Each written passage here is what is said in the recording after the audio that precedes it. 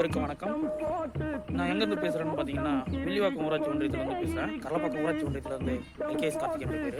நம்ம ஊராட்சியில் பார்த்தீங்கன்னா, கரலப்பாக்கம் ஊராட்சியில் தொடக்கப்பள்ளி இருக்கிறது. அந்த பள்ளியில் பார்த்தீங்கன்னா, ஸ்கூல் தொடங்கி 100 வருஷம் ஆகிடுச்சு. அந்த 100 வருஷம் ஆன காரணத்தினால அந்த ஸ்கூலில் இருக்கிற டீச்சர்ஸ் என்ன பண்ணாங்க, லோக்கலில் இருக்கிற எல்லாரையும் கூப்பிட்டு இந்த ஸ்கூலோட நூற்றாண்டு விழாவை சிறப்பாக அனைத்து மக்களும் ஒன்றா சேர்ந்து சிறப்பாக பண்ணணுன்ட்டு சொல்லியிருந்தாங்க. அதில் நானும் போய் கலந்துக்கினா அந்த மீட்டிங்கில் பேசும்போது நானும் இருந்தேன் அந்த இடத்துல. அதுக்கப்புறம் பார்த்தீங்கன்னா, அந்த நூற்றாண்டு விழாவுக்கான எல்லா இடத்துலயும் வசூல் பண்ண ஆரம்பிச்சாங்க. மலேசியாக்காரரா சரி துபாய்க்காரர் பாப்பா துபாய்க்காரரா என்ன வர கிட்ட சொன்னேன், எல்லாம் கரெக்டான ஆளா வசூல் பண்ணணும். இது ஸ்கூல் ப்ரோக்ராமு.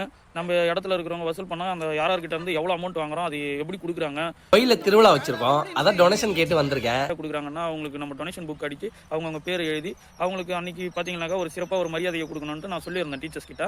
ஆனா பாத்தீங்கன்னாக்கா டீச்சர்ஸ் கிராமத்துல இருக்கிறவங்க ஒரு சில பேர்கிட்ட அவங்க வசூல் பண்ணட்டும் அப்படின்ற மாதிரி சொல்லியிருந்தாங்க. சரி ஓகே, யார் வசூல் பண்ணாலும் பரவாயில்ல, அது கொடுக்குறவங்க காசு முறைப்படியா காசு கொடுக்கணுன்றது தான் என்னுடைய நோக்கம். அது அதை வச்சு கரெக்டான முறையில் நூற்றாண்டு விழாவை கொண்டாடணுன்றது தான் என்னுடைய எண்ணம். அதில் பார்த்தீங்கன்னாக்கா நம்ம ஊர்லேருந்து கொஞ்சம் பேர் போயிட்டு வசூல் பண்ணுறேன் அப்படின்னு சொல்லிட்டு போயிட்டு வசூல் பண்ணியிருந்தாங்க. அதில் வசூல் பண்ண அமௌண்ட்டும் எவ்வளோன்றதை அவங்க சொல்லலை. அதே மாதிரி டீச்சர்ஸ் கிட்ட நான் கேட்டிருந்தேன், எவ்வளோ வசூல் பண்ணி வச்சிருக்கீங்க அப்படின்னு டீச்சர்ஸ் கிட்ட கேட்டிருந்தேன். அவங்க கிட்ட கேட்டதுக்கு பார்த்தீங்கன்னாக்கா அவங்க சொன்ன ஒரு பதில் பார்த்தீங்கன்னாக்கா 5500 ரூபாய் இல்லை 6000 ரூபாய் அந்த பட்ஜெட்டில் சொல்லியிருந்தாங்க. இவ்வளோ தான் வசூலாச்சு எங்கள் கையில், இப்போதைக்கு எங்கள் கையில் அவ்வளோதான் இருக்குது அப்படின்னு சொல்லியிருந்தாங்க. சரி ஓகே, மிச்சம் வசூல் பண்ணவங்கலாம் யார் எவ்வளோ வசூல் பண்ணியிருக்காங்க அப்படின்னு அந்த டீச்சர்ஸ் கிட்ட கேட்டேன். அந்த டீச்சர்ஸ் அந்த டீச்சர்ஸ் சொன்ன பதில் தான் எனக்கு ரொம்ப அதிர்ச்சியாக இருந்துச்சு. நான் அப்படியே ஷாக் ஆயிட்டேன். ஒருத்தர்கிட்ட போய் கேட்கும்போது அவர் என்ன சொல்லியிருக்காருன்னா, என்கிட்ட காசெல்லாம் கேட்கிற வேலை வச்சுக்காதீங்க, என்கிட்ட காசு கேட்டீங்களா உங்களை மாத்திடுவேன் அப்படின்னு சொல்லியிருக்கா போல.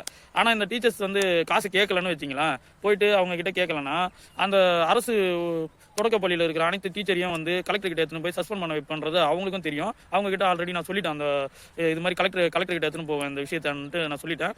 ஏன்னா மூல காரணம், ஒரு திறனுக்கு யார் மூல காரணமா இருக்கிறாங்கன்னு பாத்தீங்கன்னா இந்த விஷயத்துல டீச்சர்ஸ் தான் மூல காரணமா இருக்கிறாங்க.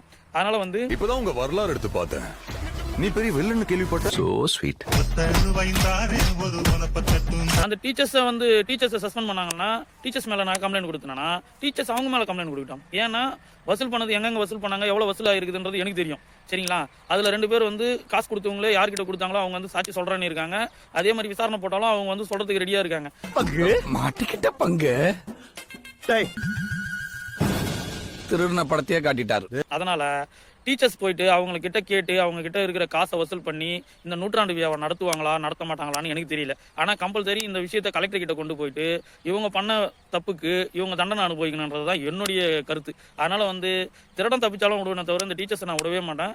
கண்டிப்பா சொல்றேன், நீங்க எவ்வளவு சீக்கிரத்துல அவங்க கிட்ட காசை வாங்கி இந்த நூற்றாண்டு விழாவை நடத்துவீங்கன்னு எனக்கு தெரியாது. ஆனா நீங்க எவ்வளவு சீக்கிரத்துல உங்க மேல விசாரணை போடுவாங்கன்றது எனக்கு நல்லாவே தெரியும். இதுக்கப்புறம் நான் இந்த விஷயத்தை விடுற மாதிரி கிடையாது. இந்த நூற்றாண்டு விழாவை கண்டிப்பா நடத்தி தான் ஆகணும். அந்த காசை நீங்க வசூல் பண்ணி முறையா எப்படி நடத்தணுமோ அந்த முறைப்படி நடத்துறதுக்கு அனைத்து விதமான ஏற்பாடுகளும் செய்யறதுக்கு ரெடி ஆகுங்க.